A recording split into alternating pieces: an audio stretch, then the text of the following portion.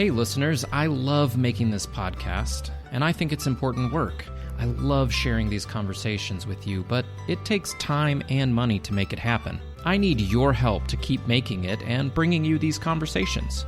Would you consider supporting this podcast with a monthly donation?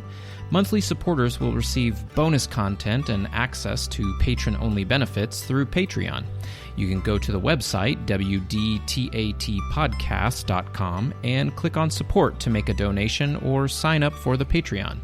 Thanks for listening, and thanks for your support. In this episode, I talked to international conflict mediator and consultant Elise Willer about how much I really think I know, how to get curious, and why right-wrong thinking isn't all bad, all as we battle audio and internet gremlins together. Listen to find out who wins.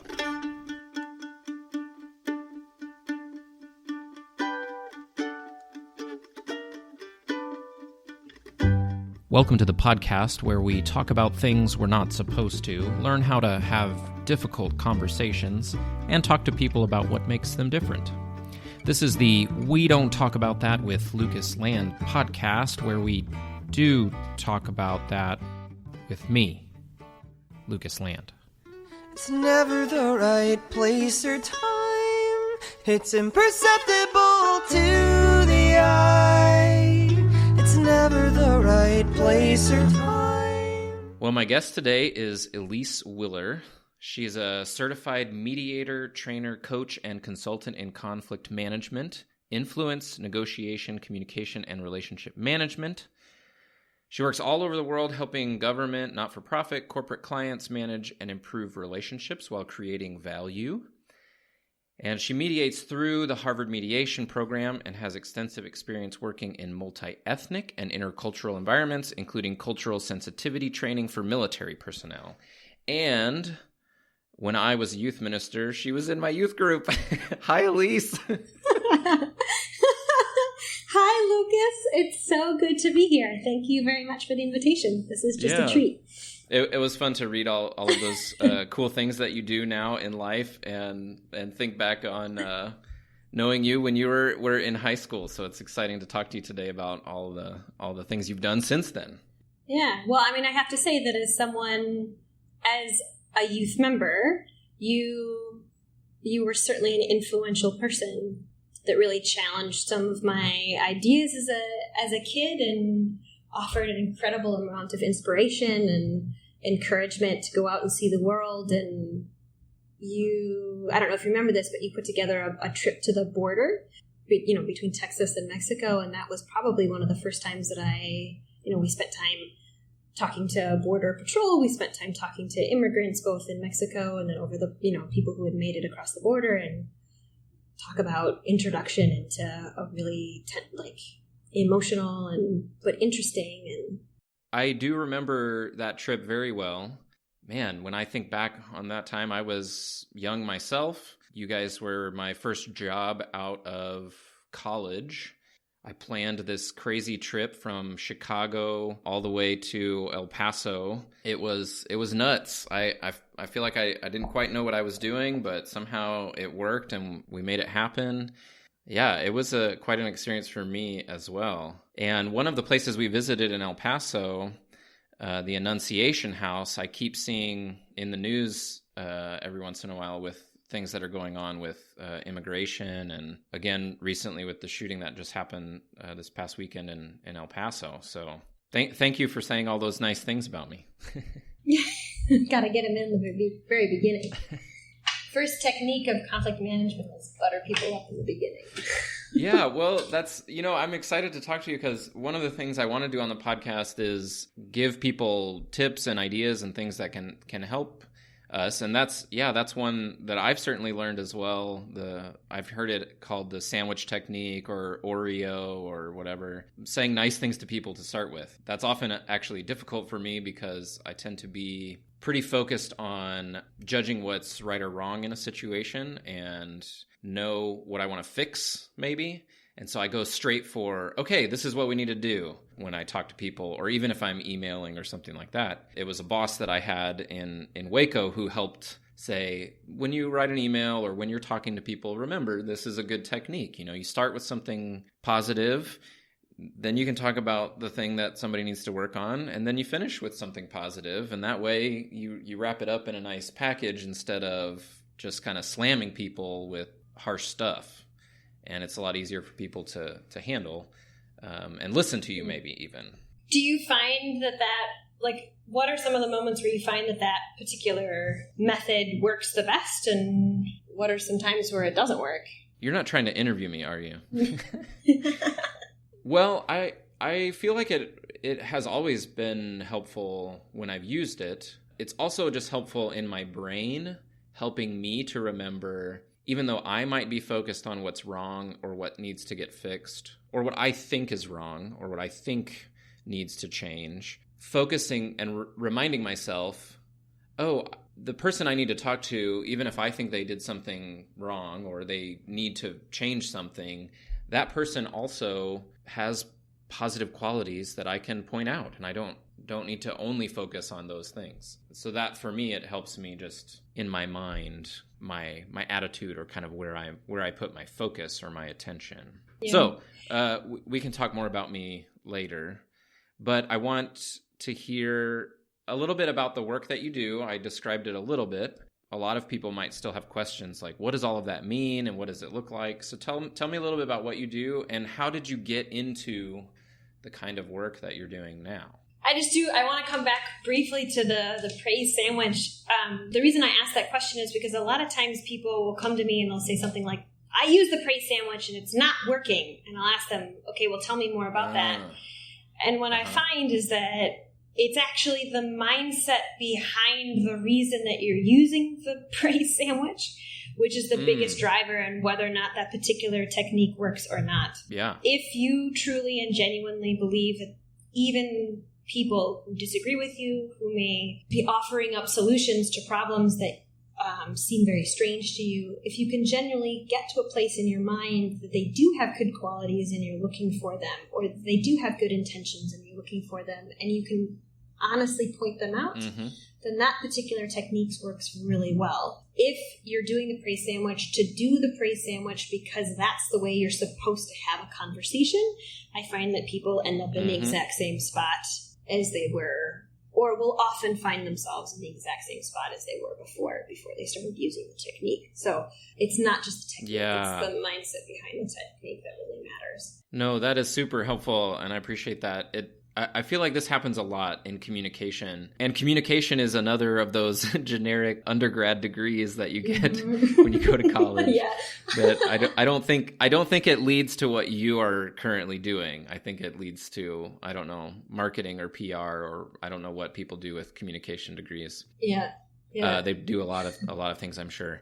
But the things that people learn, like these tips that you're talking about, often I feel like I hear people talking about it or see books about how to communicate. And really what I get from it is that it's an attempt to manipulate. It's not actually an attempt to communicate with people. It's more about how to get what you want. There are probably books with that title about communication. Yep. No, I would agree. Yeah. So tell me a little bit about what you do and how you ended up there. Yeah. So I kind of consider myself all of those titles. The easiest one to go by is consultant, conflict management consultant. And I help people kind of identify more about what they want and need in the world, and help them manage the relationships that are required to help them grow and be in the world. That's kind of the tagline, if you will, of what I think that I do. It's always... This is a very strange field. Like you said, there isn't one particular path. And so not only are all of my colleagues and kind of on their own little journey to figure out what they do, we're also on a journey to figure out how we explain what we do to others. So it is interesting to kind of to come up with an elevator rap for what it is that I think that I do. So over the course of in my 20s, I spent a lot of time doing a lot of different things. I taught for a little while. I did policy work for a little while. I was an executive director of an organization for a little while. And nothing ever quite fit exactly what I was looking for. So I kept changing, probably not unlike a lot of kind of millennials, people my age. And I recognize that there's a certain amount of luxury and privilege that I had to be able to, kind of wear so many hats through those years. Mm-hmm. I finally had settled on international renewable energy development. Went back to school to get a degree in sustainable international development, and I had seen enough conflict just in that field alone, not to mention in all of these other like industries or communities where I had served, that I decided to get a dual degree in conflict and coexistence. And it was while I was in that program that I fell in love with the role of the mediator. So if some of your listeners haven't necessarily heard of what a mediator is, they're often called into conflicts to be a neutral third party. In some cases, mediators act a little bit more like judges. They'll hear both sides, and then they'll take a very active, directive approach and help, to come up with a solution, how to go forward. For me, I fell in love with like the facilitative mediator. So I firmly believe that people are they're pretty good at coming up with solutions to solve their own problems. And so my role as a mediator is to create the space, the container, to open up channels of communication between people so they can get to those solutions. And so that's been my journey into this world of conflict management. So you bring a lot of skills to the table that most people don't have. As somebody who's studied this and you have experience, you work in this field, what would you say to just your average person are some very basic level things that people can do when they're dealing with conflicts or maybe mediating between people in their life too?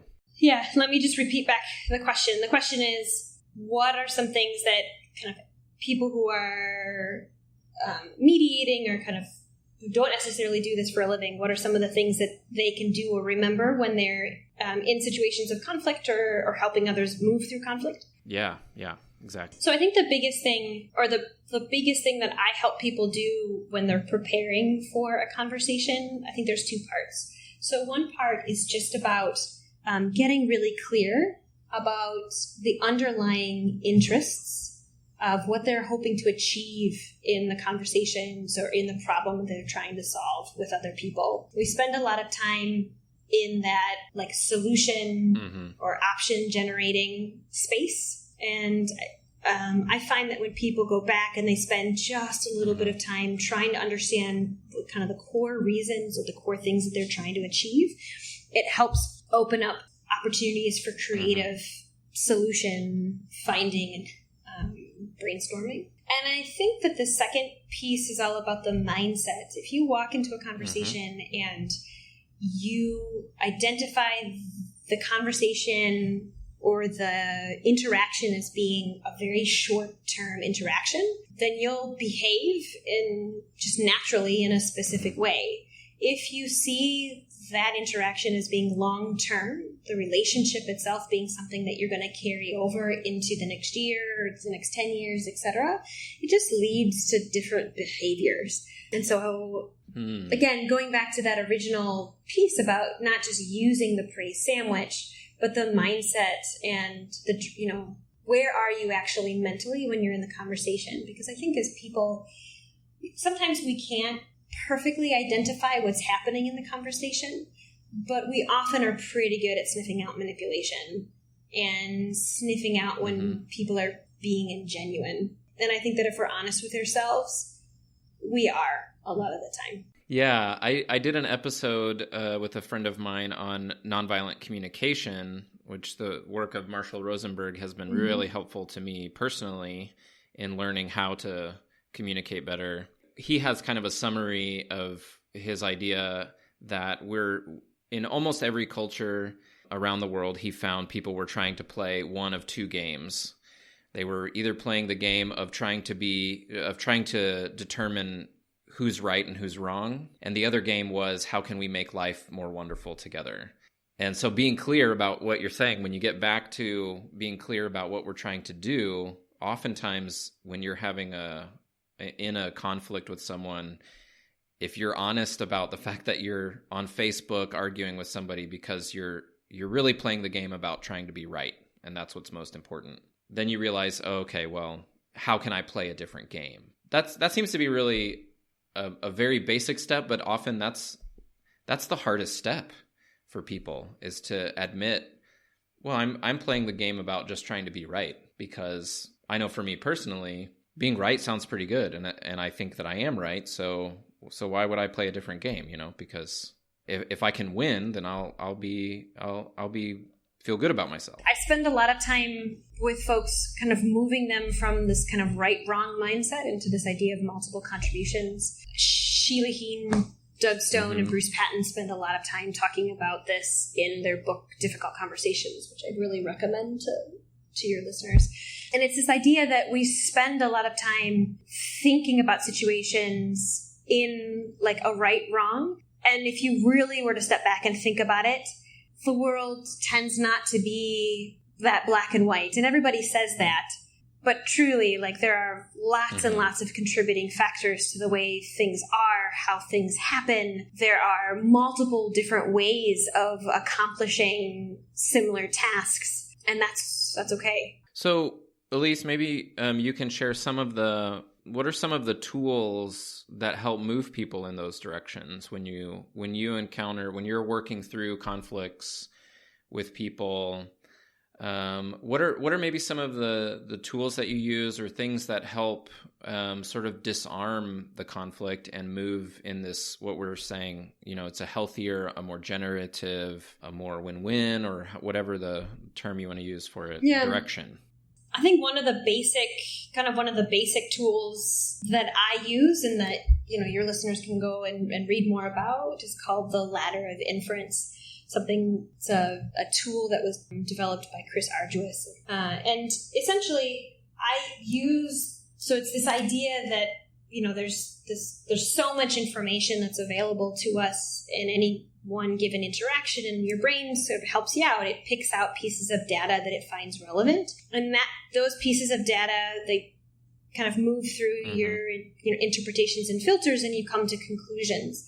And we spend the majority of our time kind of walking around the world and talking to people at that conclusion level. And so a lot of what I do is help kind of push people down the ladder to try and understand, not necessarily agree with, but just understand that, one, everybody is coming at the world from their own ladder, and two, that ladder is based off of pieces of data that I may not have seen, or might have seen in a different light. It's moving through interpretations and filters, experiences that we've had or in the past, or where pieces of our identity play into it. Like, as a woman, I may see something differently than as someone else as a man, or whatever pieces of identity and experiences that we've had.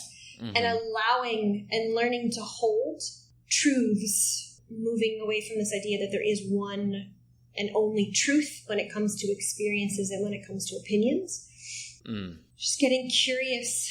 The ladder of inference is new to me, so I'm excited to check it out. What you're saying about holding our truths more lightly. I recently was listening to something else where someone talked about having strong opinions that you hold lightly. Because I think one thing that people struggle with is wanting their convictions or their opinions to be heard.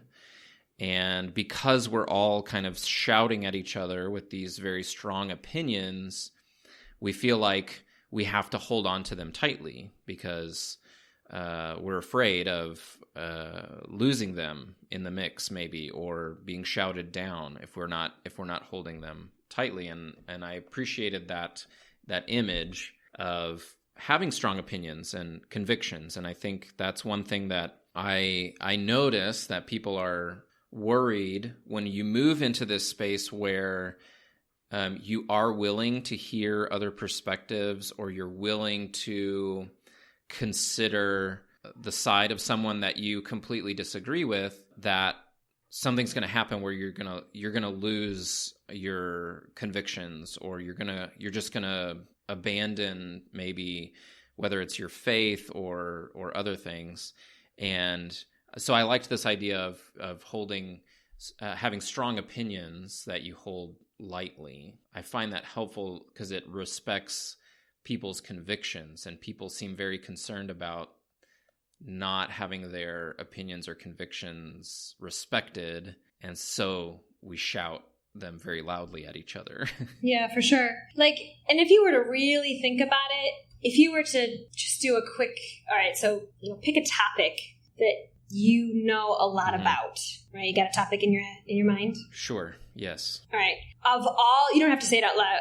Of all of the knowledge and experiences, etc., related to that topic that's available on this globe, what percentage do you think is in your head? Oh, man, that's a good question.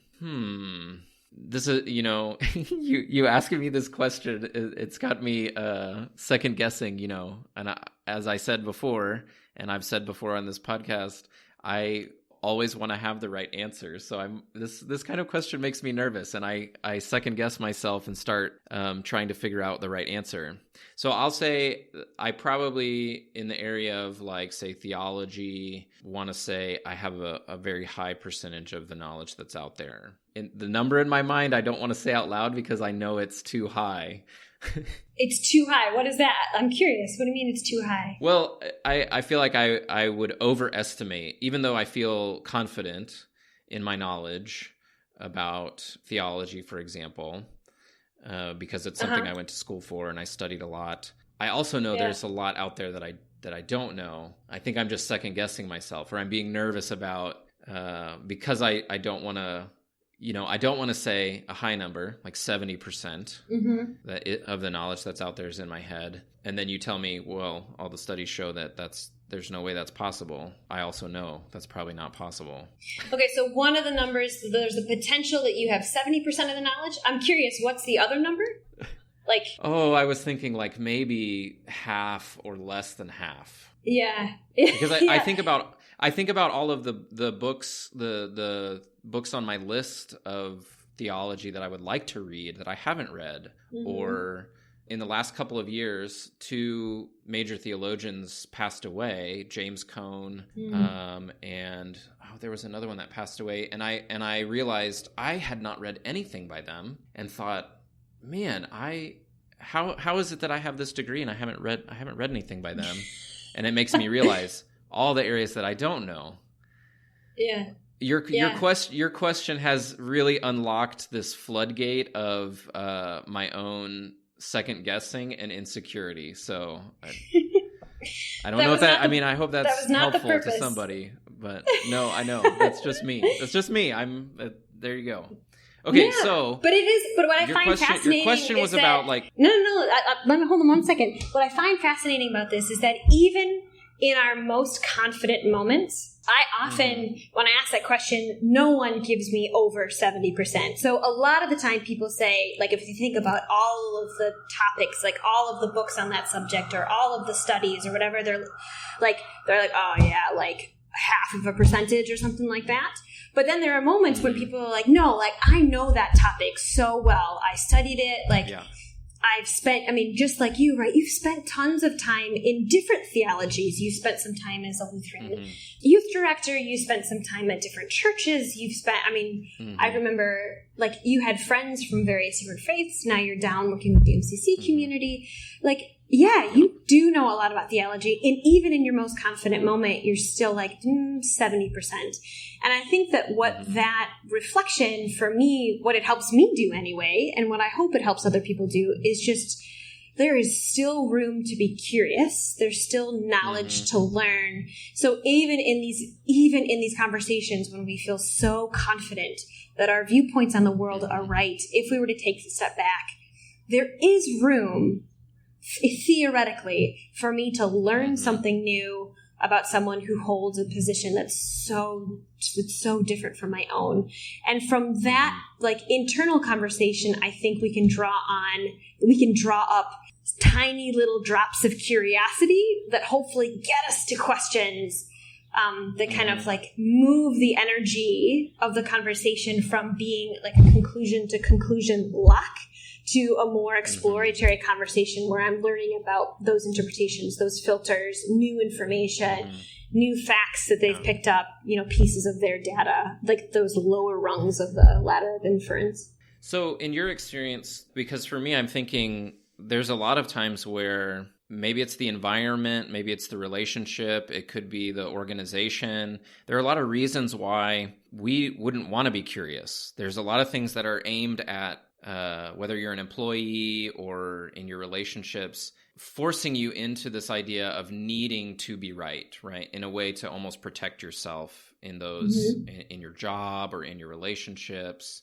What are the things in your experience that help create that environment where you can move out of? Because people may be in a job or in a place where curiosity, I think of at the academic world, which seems like a place where curiosity would be really, really prized. But in my experience and the people I know that were in those academic environments, it's really not. It's what's valued is being right and being able to argue your position better than other people. That's not really a position of curiosity. And it, in some ways, sometimes the academic environment stifles curiosity because it says you have to have your position and you have to argue for your position, and it's less okay to sort of change, or I guess in some areas that's probably not true. But anyways, my question is, what are the things that foster that environment and that space that allow people to say, to be curious and to ask those questions rather than being stuck in needing to win or be right? I just want to really go back. I think I have a lot of colleagues, and maybe they might push back on this, but I do think that there's a place for this idea of right and wrong. I mean, in terms of one of the biggest interests that I, when I'm talking to people who are, in a negotiation or they're trying to, problem solve at work, or one of the interests that people have is efficiency, right? Like it's time and protecting time. And there is an element to a right-wrong conversation that can be really efficient. This is right, this is wrong, we're going to do it this way because either it's been done this way or we're going to do it this way because this feels right, and we can just make that decision and move on. And that exists in every, as far as I can tell, I haven't gotten to, all 7 billion people on the planet yet, but as far as I can tell, that like right-wrong mindset exists everywhere, and it exists for a very basic, for one, these basic interests, and then it's getting things done quickly. I do think, however, that one of the things that ends up happening is that because really ingrained right-wrong mindsets do create they can have some unintended bad consequences, that coming at life with a little bit more curiosity. And by curiosity, I'm not necessarily suggesting like wishy-washy, like asking every single question about a topic that could possibly be asked, right? But it's just getting to know some of those core, like underlying motivating concerns a little bit more, and then really digging in deep into the curiosity when you find that you end up wasting time, or when you find that like you've triggered an emotional response either within yourself or within other people that just won't let you continue forward and move on. Or when you find yourself not being able to get what you want or what your organization wants, or getting curious about that. Why is that for me? Why is that for the other person, etc.? Well, one of the things I've noticed in my own personal work is this idea of the inner observer. It creates this sort of distance in yourself that is very helpful.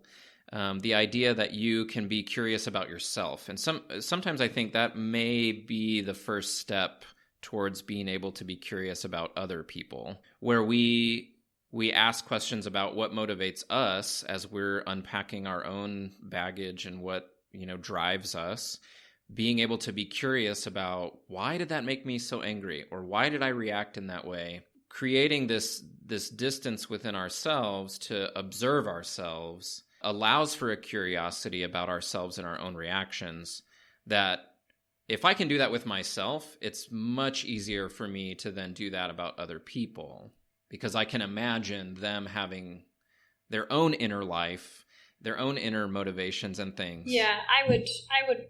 That certainly resonates with the experiences that I've had. Well, I want to hear some stories. I think that the other thing that I would add to that is... Oh, go ahead. Yeah, go ahead. I was just going to say that I think the other piece that I would add to that is that we spend a lot of our time thinking that other people need to be changed and need to do things differently, and they, shouldn't have done this and they shouldn't have done that, and it would be, our lives would be so much easier if they didn't talk to us that way, or they didn't assign assignments that way, or they didn't lead meetings that way, and that's fine. The reality is the only person that the only thing that you really have full control over is yourself and how you show up in the world, and what you yourself are creating or not creating, or creating space for, etc. And so I hesitate a little bit, because I don't necessarily like this idea that we're all an island, and if we just kind of take care of ourselves, everything will be fine. Right. Yeah. Doing that personal work, I think, is a huge part of either that personal work or that group identity work. Right? Like when we're thinking about groups, like organizations or companies that are in conflict with one another, or various different ethnic groups that are in conflict with one another. Like there is a certain amount of self and group analysis, which you'll see in any conflict that's been resolved was a very important part of that journey towards reconciliation and moving forward. Yeah, there definitely is this relationship between the two.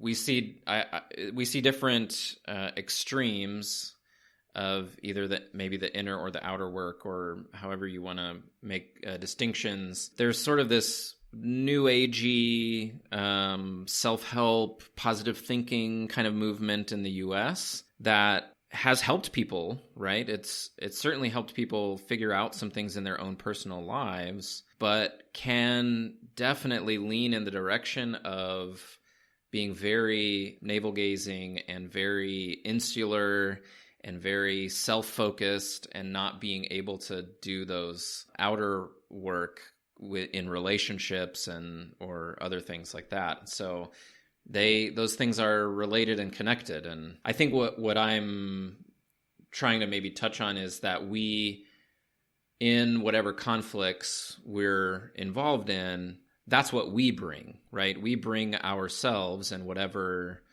we have to the table. And so that, like you're saying, that is something we have control over. And so that is an area that we can make change and maybe make a difference in whatever the issue is, or the area is. Well, I would like to hear some stories, because you do work internationally. You've spent a lot of time working overseas in different capacities. I don't even know all of the places that you've been. I think last year you were in South America at one point, because I remember you being nearby. And whenever I notice in social media somebody I know is on my continent, I say, hey, why don't you just come on over to Bolivia, because you're this close. Why not just come see me? Yeah. Maybe to help you think about a story, what's a story where you really encountered a difficult conflict that was very resistant to the work that you try to do? Maybe it was harder than other situations that you've worked on, and what was helpful in resolving that? Yeah, sure. What I was going to say was that I think that in any situation, the hardest thing, especially, so in my capacity as a consultant, right? So a lot of times I'm working with organizations, or I'm working with people, and I'm brought in under a variety of different situations. So there are times when I'm mediating between groups of people, or between two people, and we're kind of working together. And sometimes we're trying to solve a very kind of short to medium term problem, and sometimes it's solving for a much longer, bigger issue. Other times I'm brought in as a trainer, so helping train other people in some of the, talk about some of these techniques, and I introduce skills that will then go on and hopefully become part of the culture and improve the way that people are working with one another, and, strengthen people's, skills in conflict and negotiation. And then the other big part of my job is coaching. I spend a lot of time either helping people prepare for conversations, or I spend time in being their coach in conversations, or just helping them debrief after something has happened. And in all of this, one of the hardest things is when I myself am triggered, right? Like when I am centered, when I am really grounded in my understanding of my purpose, and when I am at my best, I am able to, ask questions that help people think harder and deeper about subjects. I'm able to see moments where there might be disconnects. I'm able to stimulate reframing and paraphrasing kind of back and forth between various different people so that they understand one another. One, number two, so that they felt understood, they're two completely different things. Mm-hmm. So that's when I'm at my best. And when I'm at my worst, I'm triggered. I find myself on various different sides. I feel like I'm, not being helpful, or that, and all of a sudden the headspace is not about being there for others. The headspace is all about me and what I look like, and am I doing my job, and, what I think about a particular topic, or how it should be, what the solution should be. And so some of the most difficult moments I find, and often moments where I don't think that I have the impact that I wish I did have, is those moments when I cloud out myself. And that may sound a little bit schizophrenic to some of your listeners, but at the same time, I think people could probably resonate. Yeah, well, it kind of leads me to this question I had about what are things in your work or things that you've learned. It sounds like, all of it is very helpful in just dealing with life in general, but what are some things that you find most helpful in your own life, dealing with those personal issues and spaces where because it sounds like your work requires you to kind of be at the top of your game personally to be able to do mediation well, or dealing with helping other people to be their best. You really have to be in a space where you're the most helpful. What are the things that you have found in your own life, in your own, family, marriage, relationship, all those kind of friendships, all those things? What are the things that you come back to? Yeah, so you had asked this question in the email beforehand, and so I did have to spend a little bit of time kind of thinking about the answer, because all of it is not helpful. And I think that I came to there's two pieces that I think that I would that feel particularly relevant to me today, right? So if we had this conversation tomorrow, maybe I would have said something different. But the one piece is when I start to notice that tensions are starting to get high between me and another person, is getting myself into a place and repeating back or paraphrasing back to the other person what I think that what I think I've heard, specifically looking for what I think that they're saying. So a lot of times we say things. I mean, I'm sure this has happened to you, right? You say something to the other person, and even if they were to repeat it back to you word for word, you would say, no, I didn't say that, right? Because what you said isn't necessarily what you meant, right? So getting to a space where I'm able to hear hear the words that people have said to me, I'm able to be present enough that I'm looking in and just being studious of that body language and really doing my best to understand what they're trying to tell me, giving that back to them, and not getting so defensive over my understanding that when they said, no, you didn't get me, I get so upset, it just spirals the conversation further out of control. And so there's a mindset piece about that. There's a practice piece about that. The more you do it, the quicker the reaction time is, so for you to get into the space where you know that that's what you're doing. And so that's one piece. So that's one piece that I find particularly helpful in my personal life. And I think that the other piece is separating out intention from impact. I think that, when something has a negative consequence in my life, I think we automatically assume that the intentions behind the actions were also negative. That person slammed a door in my face and they meant to do it because they're a bad person or they don't like me or whatever it happens to be. Mm-hmm. And trying to separate those two and saying something like, I don't know what the intentions were. The impact that that had on me was certainly not great. And trying to find ways to, if I'm going to engage in the conversation, to come at it from, this is the impact that I'm feeling right now and getting curious about the intentions, or creating other stories in my head that might have resulted in the same behaviors so that I'm not triggered and ticked off all the time, right? So door slams in my face. Maybe they're really busy. Maybe they didn't see me.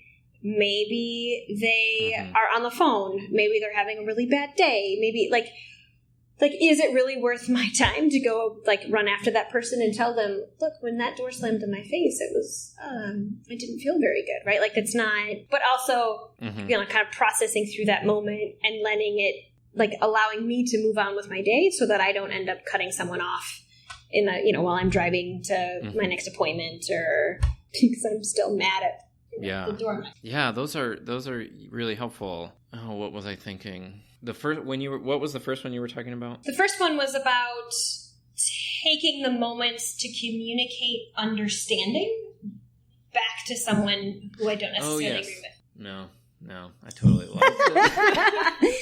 No, it's all good.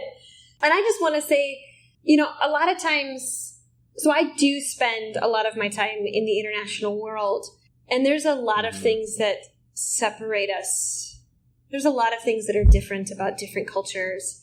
And some people find the beauty in that difference, and some people find those differences to be really frustrating or disgusting. Or what I find the more that I travel, right? And so I probably spend,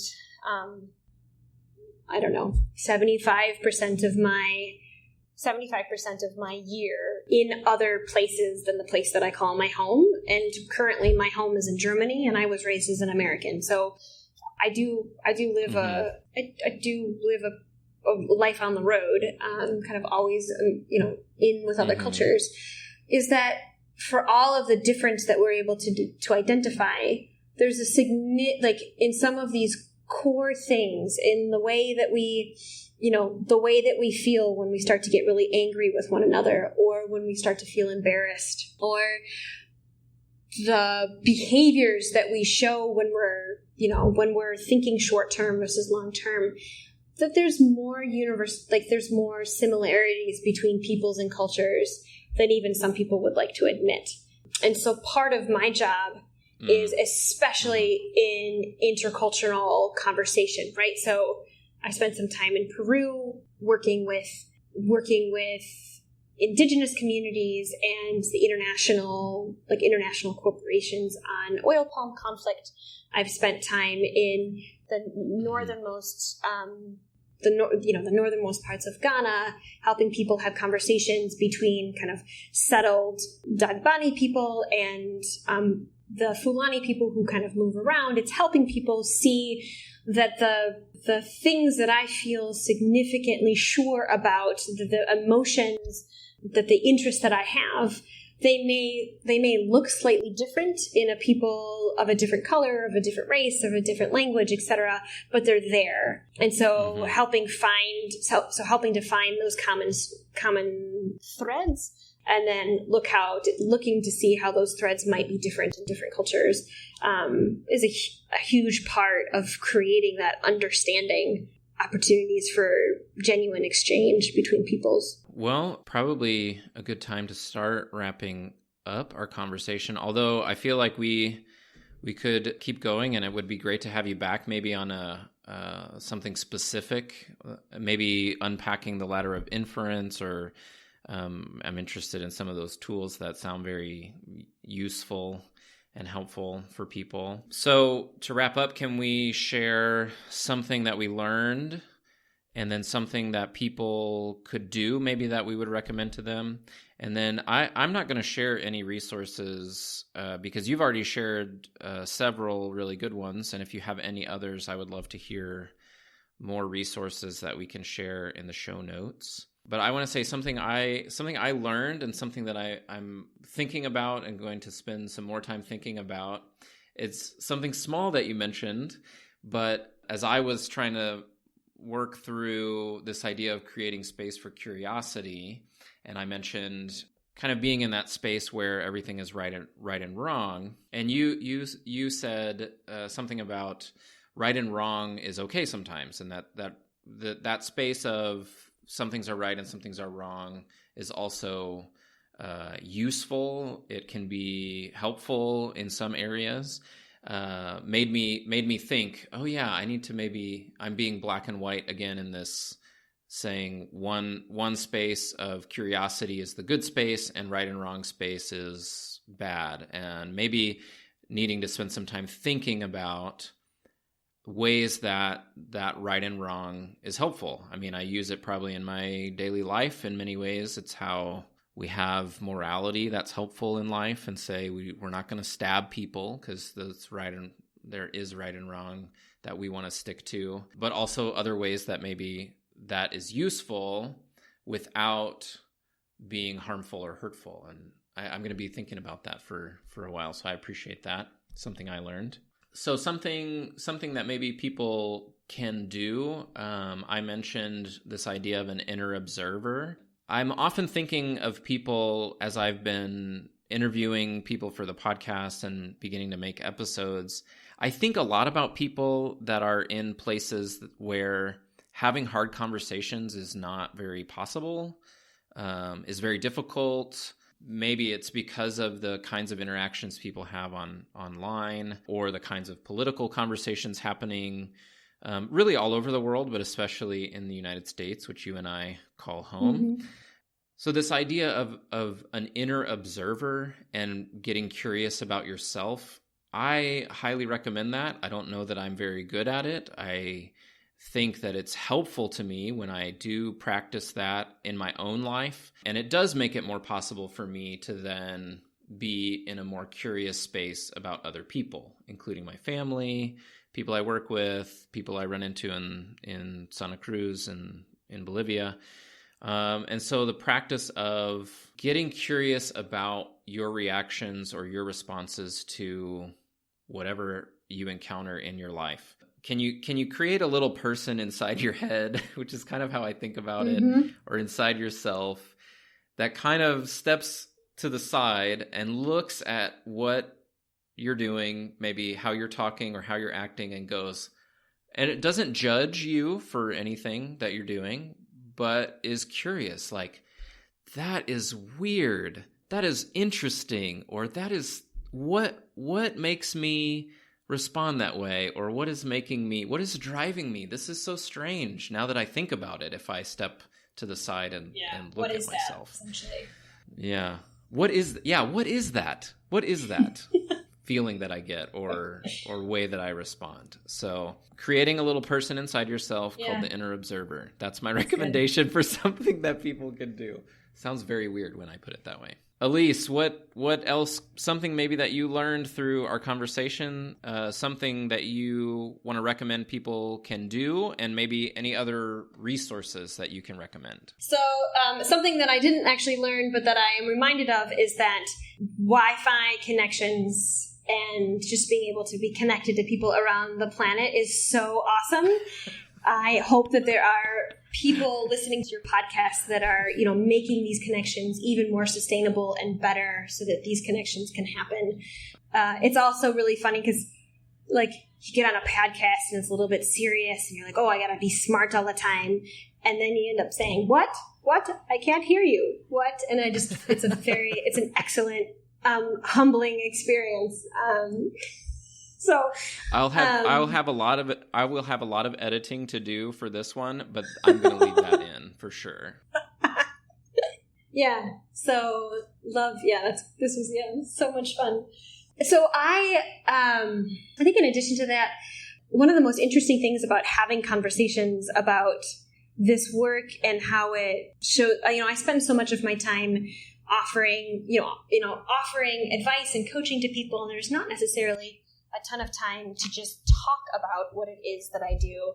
And something that's occurred to me during this conversation is that I really do spend a lot of my time in kind of the generalities because I want to make space for lots of different perspectives and lots of different ideas. And there is a sense of like, when is there a right time to say something really, to kind of zero in and kind of narrow, like go deep on a subject or really challenge someone, which has the potential to create kind of an emotional reaction that I don't like. And that like having, in talking about this, like I felt my own resistance to going in and giving you even more specifics. And I'm actually curious about like why that was and like what I was thinking in those moments. And yeah, so I have just a little bit more reflection to do, and I'll be curious to see what you end up doing with this, because we've stayed like in concepts, right? We've remained so general.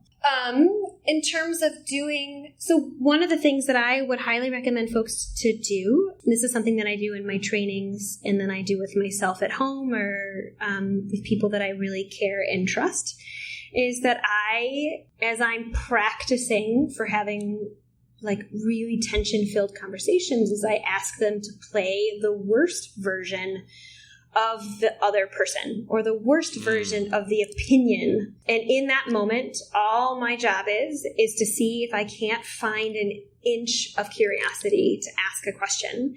And so the person I'm talking to has two jobs, right? One of their jobs is just to be super annoying, which is fun for them most of the time. And the second job is to be realistic. Like if they start to see that I'm moving from just being curious about their position or their idea or their experience, and I'm starting to move into trying to persuade them that they're absolutely ridiculous or that their point of view is going to end in the world is going to end because of that particular point of view, to kind of call me out.